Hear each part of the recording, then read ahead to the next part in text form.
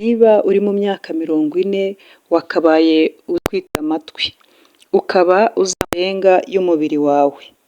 Niba unaniwe ruhuka, niba ushonje icyo kurya cyangwa se kunywa, niba ahantu wiyumva utameze neza, kuko bizagufasha gukomeza gusigasira amagara yawe. Ku myaka umuntu aba akigira ngo baragira ngo iki, cyangwa ngo utekereze ibindi bintu abaho. Aho ubwawe ugomba kwigenga, ukamenya kwifatira imyanzuro, ukamenya kwikontorora, ukamenya kwiyumva icyo amarangamutima yawe agusaba. Ibi ngibi ku bantu bafite imyaka 40 no kuzamura bizabafasha kugira ubuzima bwiza.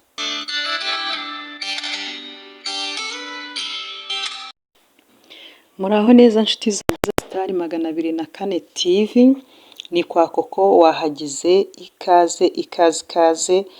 Niba warakoze subscribe turagushimiye, ariko niba utarayikora wayikora kugira ngo uzajye ubona ibiganiro byacu bya buri munsi, kuko nta na rimwe uzigera uhombera ahangaha. Kanda kuri subscribe ubundi ukore no kukazogera kugira ngo ikindi gihe cyose tuzajya dushyiraho ibiganiro byacu byiza uzajya ubibona mu ba mbere.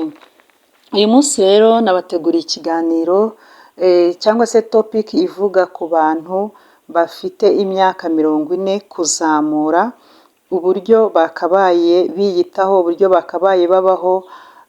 Dutega amatwi wumve niba uri muri iyi myaka cyangwa se niba uyirengeje, kugira ngo uze kwisuzuma urebe niba koko iyi mibereho ari iyo ubayeho. Nusanga atari ko bimeze biragusaba guhindura. Reka rero dutangire. Iyi myaka 40 kuzamura ni imyaka umuntu ubundi aba agomba kutita ku byo abandi bantu bamutekerezaho. Urabona iyo umuntu akiri umujene ashobora gutekereza ngo se nambaye nte, bimeze gute, se ndaberewe, ugasanga ni ibintu bimutwariye umwanya ndetse biranamuhangayikishije, bigatuma akora iyo bwabaga, bikaba byanamujyana mu makosa kugira ngo yemeze abantu.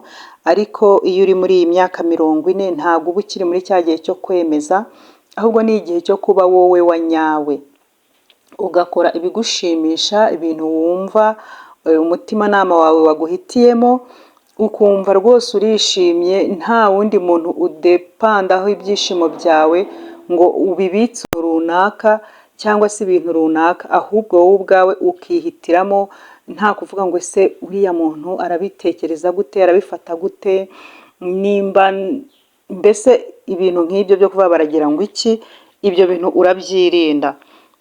Ikindi kintu kigomba kuranga umuntu ugeze muri iyi myaka, kuko ni imyaka yo gukura, ni igice cya kabiri cy'ubuzima uba utangiye, ni uguhitamo abantu ba nyabo mu bana cyangwa se groupe ubarizwamo.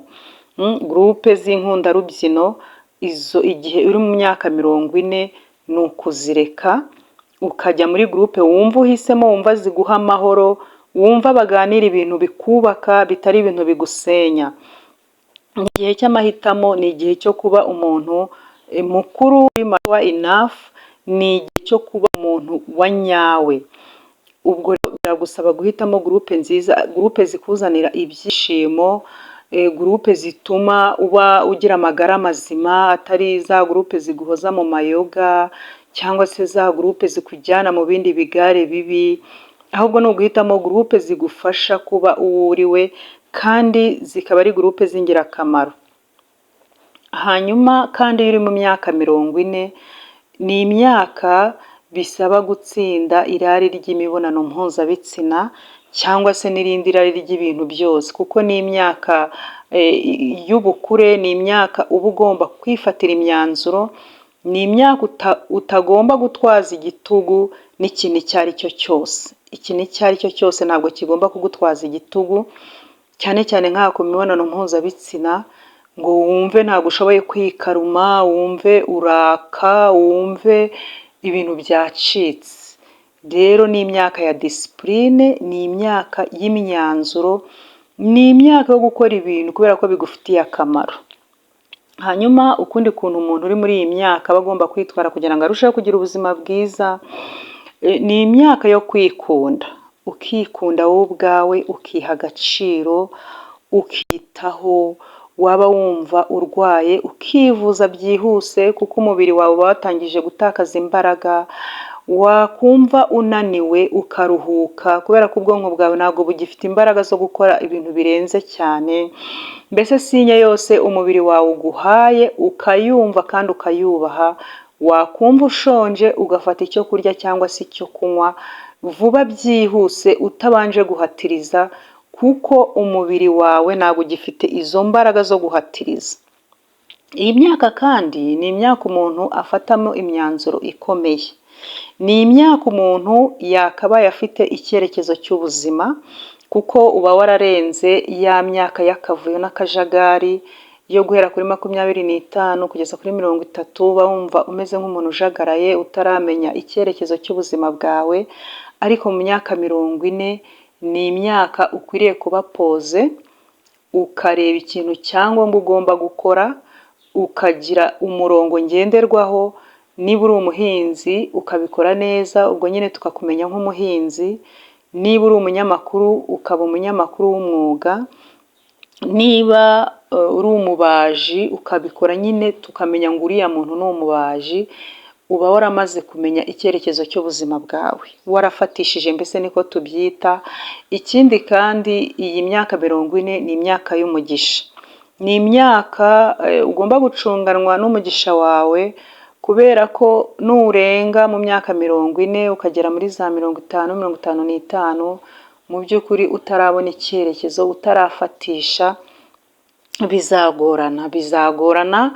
Iyi ni imyaka Imana iheramo abantu umugisha, ni imyaka yo kuba maso ugakora icyo ukunze, ugakora ikintu wumva ushoboye, hanyuma ubundi Imana ikaguheramo umugisha. Ku myaka 40 kandi kuzamura ni ya myaka uba ugomba nyine kwikunda nk'uko twabivuze. Ntabwo ari ya myaka yo guhatiriza ngo ushake gukoresha imbaraga zawe zaba iz'umutima n'iz'umubiri ngo birenze. Ni imyaka yo kwiha wowe ubwawe umwanya, ukitekerezaho, ukiyumva, ukikunda. Ni ya myaka uba nyine waravuye mu bintu by'akavuyo. Ni imyaka kandi uba umaze kumenya ngo uyu muntu ni inshuti yanjye, ntawe ukigurenga, ntawe ukikuryarya. Ni imyaka yo kubwiza umuntu ukuri, ni imyaka yo kumenya kuba wowe ubwawe. Niba umuntu ataguhamagara ntukamuhamagare, kuko iyi myaka yawe ntabwo ari imyaka yo gutakaguza amarangamutima yawe cyangwa ngo utagaguze imbaraga zawe izo arizo zose. Ntabwo ari imyaka yo kwishushanya, ntabwo ari imyaka yo gushaka kuba uwo utari we, ni imyaka yo kuba wowe ubwawe. Ubwo rero ntabwo ari imyaka yo kunyanyagiza urukundo rwawe n'imbaraga zawe n'amarangamutima. Niba umuntu ataguhamagara, nawe wimutakazaho umwanya ngo umuhamagare. Niba atagusura, niba ataguha agaciro, uwo muntu nawe wimutakazaho imbaraga ngo ujye kumusura, ngo wumve araguhangayikishije. Banza urebe niba uyu muntu uguhangayikishije, niba koko nawe aguhangayikira. Iyi ni imyaka yo kuba wowe ubwawe. Igihe cyo kwiyoberanya kiba cyarangiye. Ni ugukunda abagukunda baguha umwanya. Ni imyaka kandi yo kuba hafi y'abantu bagukunda, ubizi neza ko bagukunda, ari indyarya. Ni imyaka yo kuba ahantu wumva ufite amahoro, ufite umunezero, ufite umutuzo. Ubundi kubera ko iyi myaka ni imyaka umuntu aba atangiye gucika intege z'umubiri, birasaba ngo ube ahantu h'amahoro, ube ahantu hakuzanira amahoro, uganira ibiganiro bikunezeza, atari bya bindi kubita amatwi ariko wumva utari dakoro nabyo. Ibyo ukwiriye kubyihorera kuko birakuderanja, kandi nta mwanya ufite wo guta igihe muri iyi myaka 40. Ku myaka 40 kandi ni ukwirinda abantu bari toxique, ba bantu mu kinyarwanda twakwita wenda bakuzanira nk'uburozi ariko mu magambo. Ugasanga umuntu igihe cyose muvuganye nta kinezeza umutima akubwira, nta kigutera ibyiringiro akubwira, nta bintu biri positif akubwira, ni ukukubwira ibintu bikubabaza, ibintu biguca intege. Abo bantu biyame ndetse unabahunge. Biyame ubahunge. Niba umuntu wumva nta cyiza akubwira, ugasanga umuntu araguhamagara, aragutelefoni ati mbese wari uzi ibyo runaka yavuze, wari uzi ko runaka burya kuvuga ibi, uwo muntu muhunge. Ntago yubaka roho yawe, ni umuntu mubi ndetse ni n'umugome, kubera ko usibye no kuba wenda guteranije n'uwo muntu, ariko akwambuye n'amahoro yawe y'umutima. Kuko umuntu nakubwira ibibi bakuvuzeho ibyo ari byose ntabwo uzanezerwa. Abo bantu nk'abo rero biyame, begezeyo. Nubona umuntu atari umuntu ukuzanira ibyishimo, muhunge rwose, uwo ngo ntabwo ari ingirakamaro. Hanyuma rero muri iyi myaka kandi ukwihangayikira umuntu uguhangayikira nk'uko twabivuze, kandi igihe kinini ugaceceka kuko ntukiri igitangaza rwose. Imyaka 40 kuzamura ntabwo uba ukiri igitangaza. Iga guceceka, iga gutega amatwi, iga gutuza. Ibintu byo gusahinda ubihagarike, utuze, uceceke. Hanyuma kuri iyi myaka 40 kuzamura kandi ntawe ukwitayeho, kuko uzi ibyawe bigufitiye inyungu. Nta muntu wakwitaho kurusha wowe ubwawe. Niyo mpamvu bavuga gutya ngo ntawe ukwitayeho. Ni wowe uzi icyo ushaka kuri iyi myaka. Nta muntu uguhitiramo. Niba ari umwenda, ambara uwo ushaka, wumva uguhaye amahoro, wumva ukunejeje, wumva ukubereye, bijyane n'umutimanama wawe. Hanyuma rero kuri iyi myaka kandi ugomba kwirinda ibyo kurya byangiriza umubiri, birimo amasukari, inzoga nyinshi, ibintu birimo amavuta menshi. Muri rwa rwego rwo kwiyitaho, kubera ko umubiri wawe umaze kunanirwa, uba ugomba kuwitaho, ugakora siporo, ukanywa amazi, ukaruhuka, ukiyitaho rwose. Ubuzima bwawe ukabumva, ukumva ko bumeze neza, kubera ko nutiyitaho nta wundi muntu wo kukwitaho. Hanyuma rero muri iyi myaka kandi niho umuntu ateganyiriza abuzukuru n'abana be. Ni ya myaka yo kuba nyine watangiye gusoroma imbuto, watangiye gukora ibikorwa bikwinjiriza amafaranga, ku buryo rwose uba wageze mu myaka myiza. Muri iyi myaka kandi ni ngombwa ko wirundarunda. Kwirundarunda bivuze nyine kwimenya, ukiyumva, ukumva uko umeze. N'ahandi twavuga ngo niba unaniwe ruhuka, niba wumva ushaka ikintu runaka kihe, wikwiyicisha inzara, wikwibabaza, wikwihangayikisha. Hanyuma kuri iki cyo guhangayika, kubera ko nyine ubwonko bwawe buba bumaze kunanirwa cyangwa se butangiye kugira intege nke, ugomba kurinda ikintu cyitwa roho yawe, ukakirinda ku buryo ibintu byose byakwataka amahoro yawe uba ugomba kubyegezayo hakiri kare. Ikintu cyose uzi gishobora kukubuza amahoro, ugomba kugihungira kure, ukagenda, kubera ko amahoro yawe ndetse n'igihe cyawe ni ibintu bikomeye muri iyi myaka. Nta gihe ugifite cyo gutakaza. Reka kuba inkundarubyino muri iyi myaka 40. Kora ibintu ufite gahunda. Igihe cyawe kirahenze, ntabwo ari icyo gutagaguza, ntabwo ari icyo guha buri muntu wese ubonye, ntabwo ari icyo kuvuga ngo muri kwa kwirinda ngo se baragira ngo iki. Oya, niba ari oya ni oya. Niba umuntu agusabye kugusura ariko ukumva urananiwe, gira ubutwari umubwire ko unaniwe cyangwa se ko udahari. Niba wari ufite izindi gahunda zawe, wigira isoni ngo uvuge ngo ese aragira ngo iki. Iyi myaka 40 kuzamura ntabwo imyaka yabaragira ngo iki. Ni imyaka ya freedom, ni imyaka yo kumva wisanzuye, ukumvira umwama wawe. Imyaka 40 kandi ni imyaka myiza yo kunezererwamo, kuko imaze kugenda iba yagiye. biragusaba rero kumenya imyaka ugezemo ukiyitaho. Ikindi kandi muri iyi myaka 40 ntabwo ari ngombwa ngo wigaragaze ngo ibyo ukora byose umuntu abimenye. Ni ya myaka umuntu akora ibintu adategereje ko bamushima, kubera ko wowe uzi ibyo wakoze. Ntabwo ari ngombwa ngo umuntu amenye ngo nakoze ibi, wenda ushingiye kugira ngo bagushime. Ubwawe ubuzi umusaruro byaguhaye, yaba ari umuntu wafashije, yaba ari uwo wagiriye neza. Ntabwo ari ngombwa ngo ubipuruvinge, werekane ko wabikoze neza.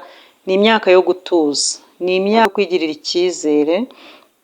Kuri iyi myaka kandi ni imyaka ukwiriye kwita ku mubiri, kuri look yawe, kuko ubwiza bwawe bugenda buyoyoka bushira. Ugomba kwiyitaho byimbitse, ukamenya ibiribwa urya bituma bikurinda gusaza, harimo imbuto, harimo imboga, ugakora siporo, ukamenya ngo ese ku mutwe wanjye ibiki birangaragaza nk'umukecuru, cyangwa se nuduki nasuka nkagaragara neza. Ni gute umutwe wanjye ukora niba uri umugore nkasa neza, singaragaze ko ndimo ndasaza. Ikindi kandi bibaye byiza burya wajya ujya muri sauna, ukajya muri massage, kuko umubiri wawe watangiye gucika intege. Birasaba rwose uwitaho, ukawubungabunga amagara yawe. Ikindi ku myaka 40 uba umaze kumva umuhamagaro wawe nk'uko twabivuze. Ikindi ntukiri umucakara wo kwemeza abantu, ntabwo ukiri umucakara. Ikindi ugomba kumenya ngo ibintu byanjye biri ku murongo. Mu myaka 40 kuzamura ni imyaka y'ubukure. Ibi bintu byose tuvuze ndetse n'ibindi tutavuze ku myaka 40, niwisuzuma ukareba ugasanga atari ko bimeze, uzamenye ko ufite ikibazo. Ahangaha byagusaba guhindura, ukagenda cyangwa se ukagana muganga w'imitekerereze, kubera ko uko umuntu akura agenda arushaho duka. Ubwo rero niba ubona ukura ariko ukumva uracyari wa wundi, haba harimo ikibazo. Ikindi ku myaka 40 ni ya myaka umuntu aba ashaka amahoro, aba ashaka umutuzo, aba adashaka rwaserera. Ugasanga niba umuntu yaragiraga amahane aragenda ashira, kubera ko icyo gihe aba akeneye umutuzo w'ubwonko. Ibi rero ni ingenzi cyane kubyitaho. Niba uri mu kigero cy'imyaka 40 kuzamura, wisuzume urebe ibintu byose tuvuze cyangwa n'ibindi tutavuze, urebe niba ariko bimeze. Biragusaba rero impinduka, biragusitaho cyane cyane ku buzima bw'imitekerereze, ku buzima bugaragara inyuma, ndetse n'uburyo bw'amarangamutima, ukamenya kuyakontorora, ukayarinda, kuko nta gihe ugifite cyo gutaka, nta gihe ufite cyo kumva uguwe nabi. Ni imyaka yo kwiyitaho ukana. Mwakoze rero kubana natwe. Niba ari ubwa mbere ukore subscribe, kandi ibi bintu niba ubikunze ubisangize bagenzi bawe uzi bari kigero ndetse n'abakirengeje, kuko byose ni ingenzi kubimenya, ntacyo bitwaye. Murakoze, Imana ibahe umugisha. Bye bye.